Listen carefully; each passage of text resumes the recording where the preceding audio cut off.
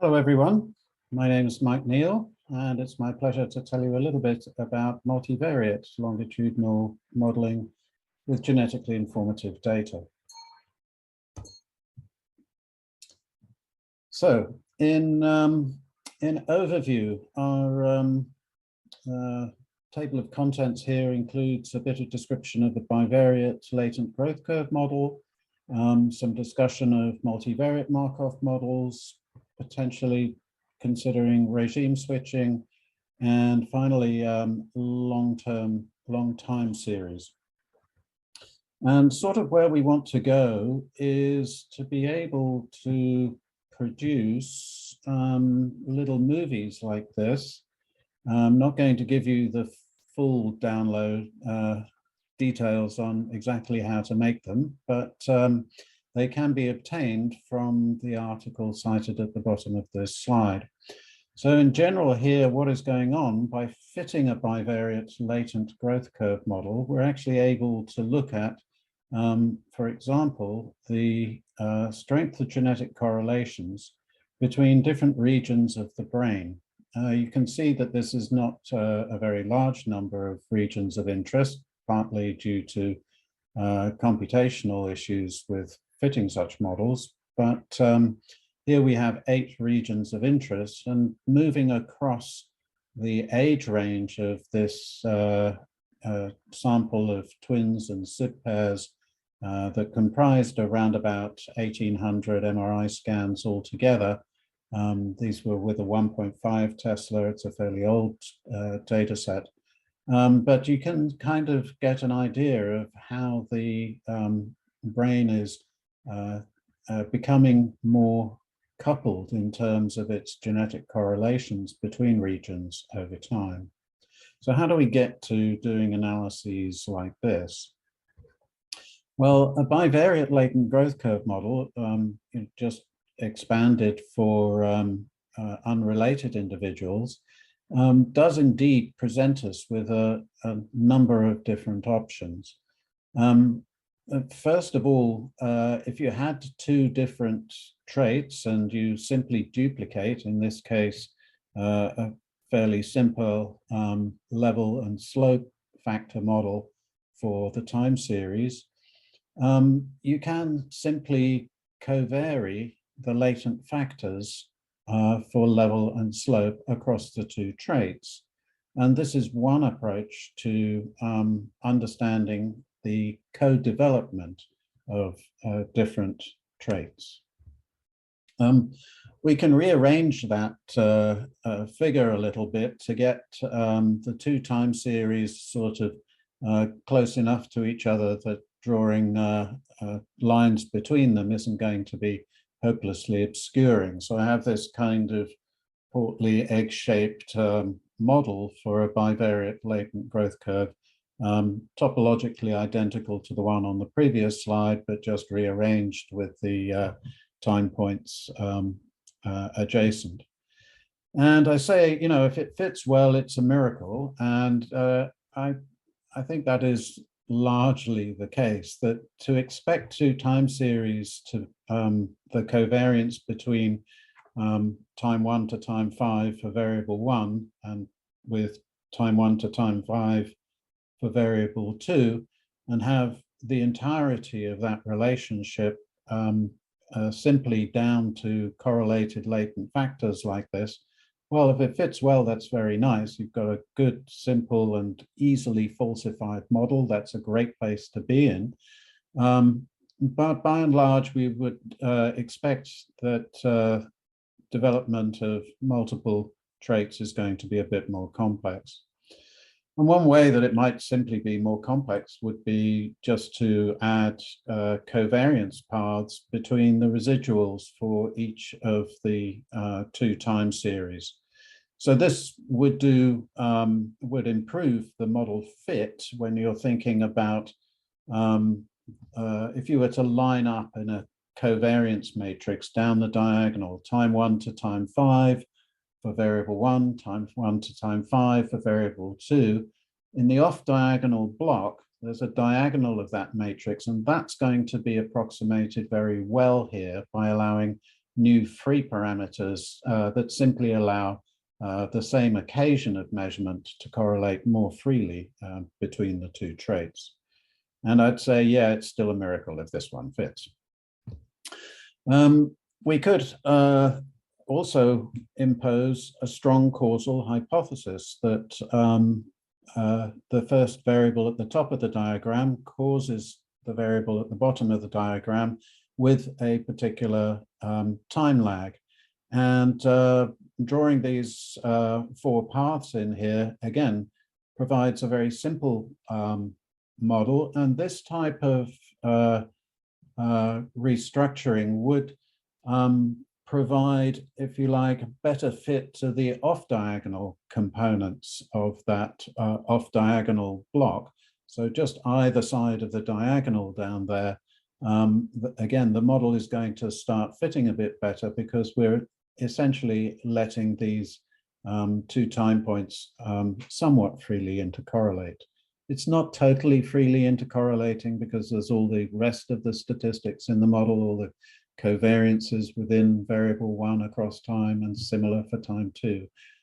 But this ought to show some kind of improvement. And you could fit the alternative hypothesis of variable 2 causing variable 1. And I think a bidirectional type of hypothesis where there's essentially a feedback loop with a single time point lag. And this could be specified with few or many parameters. You could have the same parameters on each of the factor loadings or different ones. And all of these considerations, you start wondering, okay, well, maybe if I want the correlated residuals and the causal processes, and I want it bidirectional, sort of trying to go for the Gestalt biggest, best model I can lay my hands on to explain the data, which may be rather recalcitrant and don't really seem to want to be fit with any model. We kind of encourage people to, or at least Lyndon Eaves always said, be creative, think outside the box. And I do think that that's generally the case, that yes, there is a role for pre-specified, this is the standard model for this type of data, etc. And a lot of the twin analyses were done, simple twin studies or multivariate twin studies, adopted a kind of unified approach. And I think that helps for the literature because it means the results are fairly comparable. But it doesn't take very long before you find yourself starting to ask questions that go beyond the standard model, and you start to wonder about modifying them, adding additional parameters to test particular hypotheses. We don't necessarily know whether it's legit to do that. And by legit, I mean whether or not the model is identified. And so I'm going to talk a bit about model identification here. And if it is identified, it implies that one and only one set of parameter values is going to give you the best fit to the data.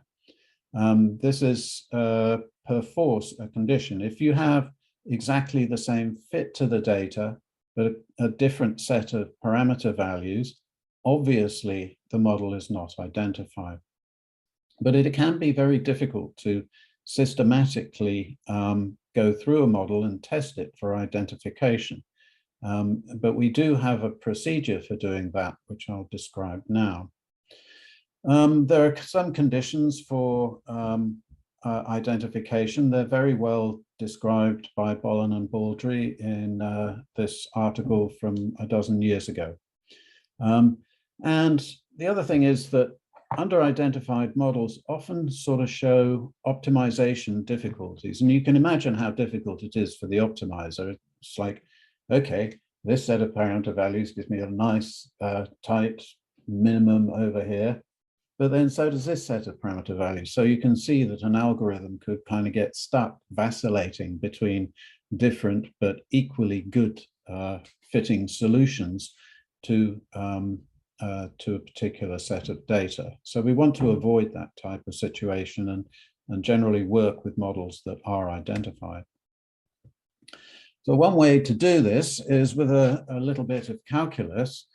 And just thinking about it, what we need to know for model identification is whether changing one parameter does exactly the same thing to the model expected statistics as changing one or more of the other parameters. And any sort of linear combination of it. And a classic example of an under-identified model is simply a factor model with free factor loadings everywhere, but also the factor variance is free. That model is generally not identified, certainly for a single group of data. And the reason is that you can get exactly the same change in fit of the model by increasing all of the factor loadings a little bit, as if you had simply increased the variance of the factor instead.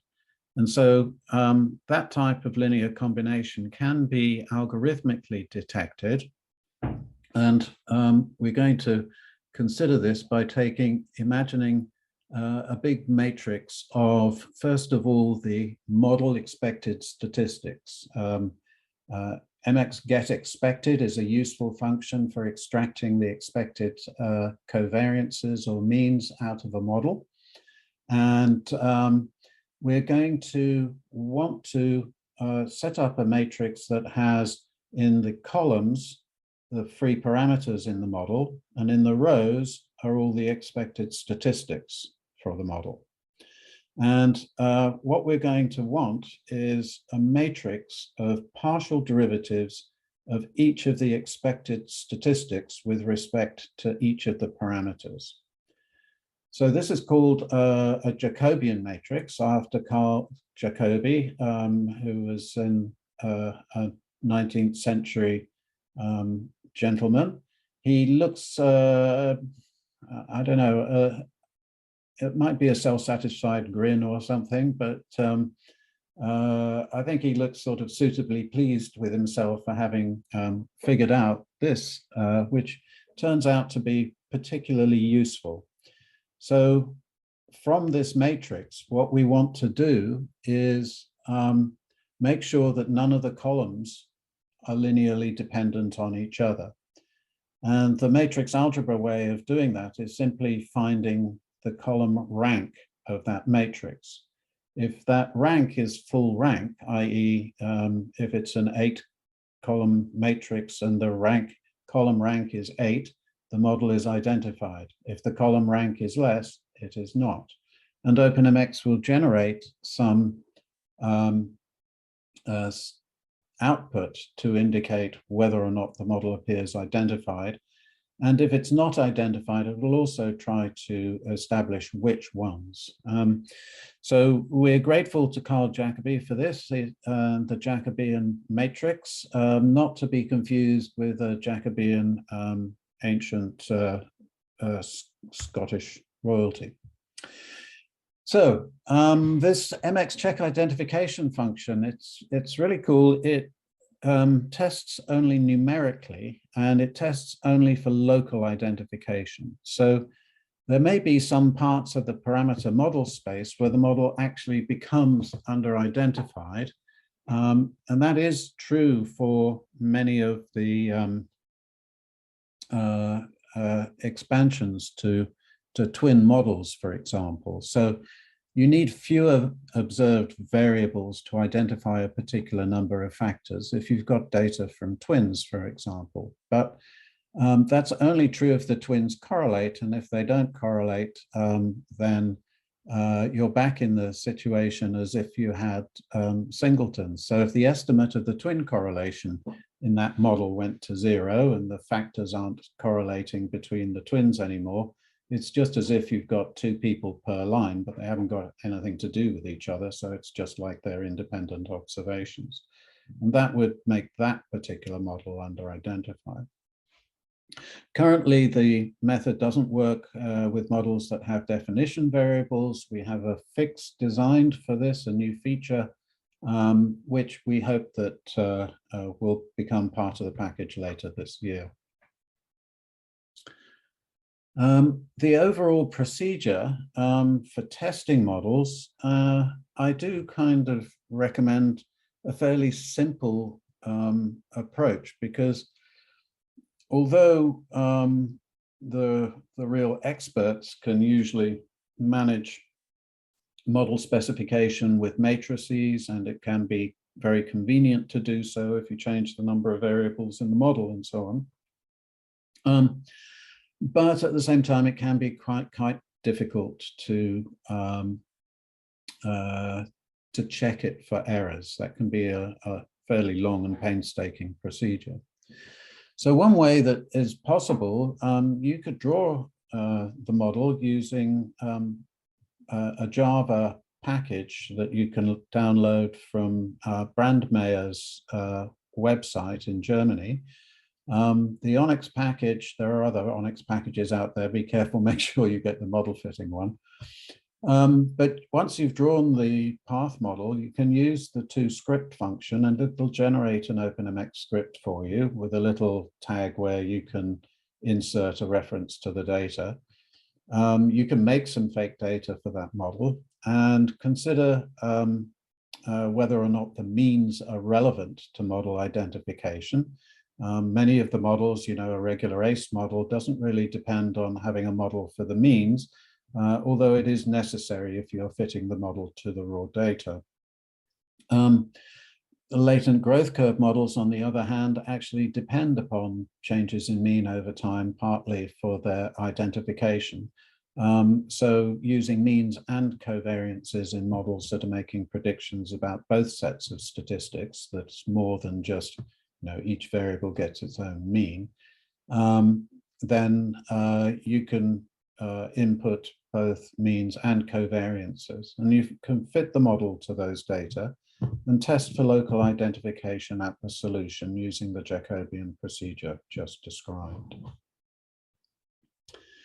So let us think about what kinds of multivariate models there are. We talked briefly about the latent growth curve bivariate model. And it occurred to me that we should really explore multivariate Markov models as well.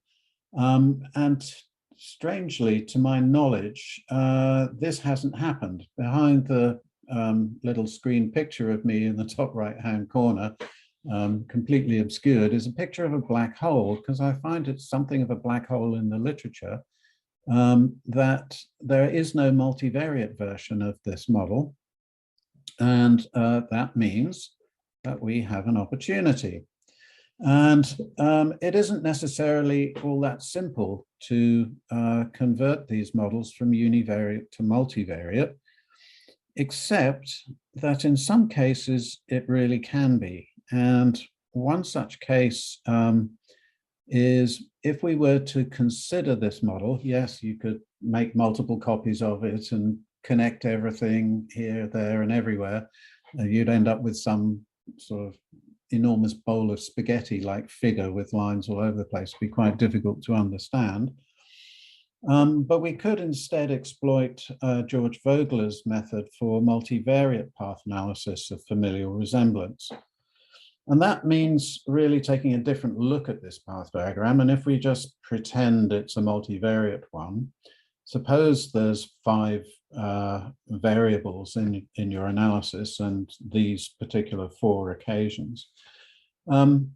We can simply substitute matrices of path coefficients for the E's, the H's, the GS's, the GC's, and so forth. And in doing so, we can apply the rules of multivariate path analysis to derive the overall expectations for the development of multiple traits at the same time. And OpenMX's path function, although it's a little bit wordy and it seems like a bit too much typing if you're used to a brief syntax like Rampath had or Lavan currently has, But it is written in such a way as to be extremely powerful. So you can have an mx path statement that would subsume the entirety of the matrix of paths going from a vector of G0 variables for the 5 different measures to the vector of P0 observed variables for the 5 measures. That matrix H, being 5 by 5, can be specified to be of particular different forms. So you can have just you could have a lower triangular type of connection, or you could have an only along the diagonal type of connections here. So there are good options within the mx path. And I think, you know, in going forward to explore multivariate models of this type, one approach I would use would be to use the multivariate path analysis technique by expanding the mx path statements from a univariate version of this model. But I haven't done that yet. And I want also to mention a little known fact about very long time series data. Some people have compared the type of factor structure that you extract if you have, say, 100 different occasions of measurement and 5 different variables that you're measuring every occasion. This 100 row times 5 column matrix of data might easily be considered, you know, if it was collected from different individuals over time. But in here, we're going to say, okay, it's just the same individual on 100 different occasions. And if you factor analyze that type of matrix, what you typically get is nothing that looks anything like what you get if you analyze the matrix that's derived from 5 different variables from 100 different people. So the sort of person versus time dimensions generally produce very different factor structures. And there's a technical reason for that. Ergodicity is the property of dynamical systems through time, and that ergodicity is in fact very restrictive, hardly anything is going on type of situation where there's perfect fidelity of the autoregression paths, for example. In other words, it's an ergodic model where you happen to get agreement in factor analysis from time series of individuals as well as from multiple individuals at the same time. That agreement will only come under very unusual circumstances where the system is essentially stable over time. Again, not something that is really practical to do within the scope of this more introductory workshop, but there have been new methods developed by a very talented former graduate student of mine, Kevin McKee, published this lovely paper in Behavior Genetics, which does a certain amount of echoing of Lyndon Eaves' 1986 paper in providing models for both discrete time intervals and continuous time intervals. And the implementation of these sort of goes beyond the usual type of OpenMX specification, but can make use of the state space modeling features that OpenMX has. Other packages have kind of copied some of the technology in OpenMX. I think DSEM is sort of some of the capabilities of the dynamical systems modeling features from OpenMX. As you can see, you know, some of the algebra gets a little bit involved, and there are dots over the vectors for x, meaning the first derivative of x with respect to time, etc. So at least give you a glance at if you happen to have extremely long time series, and Kevin had worked with data collected from a Wii Fit, for example, which cycles at about 0.8 hertz. So you get many. Actually, I think it's even faster than that. You get maybe 1,000 observations a minute of the tilt of the balance platform, sufficient to devise models for the biomechanics of human beings standing up. But this is more broad based approach, approaching genetic modeling of extremely long time series. So I would, if that's the kind of data that you have and the type of modeling that you're interested in, certainly refer you to this paper.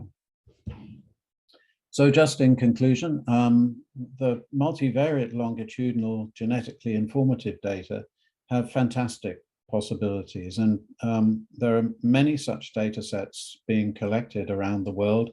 The ABCD study is but one, but there we've got nearly 12,000 kids with MRIs and psychiatric and substance use and cognitive and many other assessments with repeated measures. And the culmination of that project, as those kids age from 9 and 10 to their early 20s, is, I think, going to deliver just an enormous resource for science, and it has done already. The productivity from that project and from its rather draconian no embargo data release approach does mean that many more hands are getting to work with this exciting data set.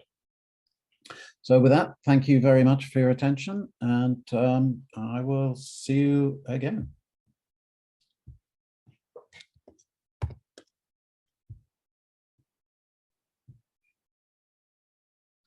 Well, I'm going to see you right now because I'm having trouble finding the stop recording button. Ah, here it is.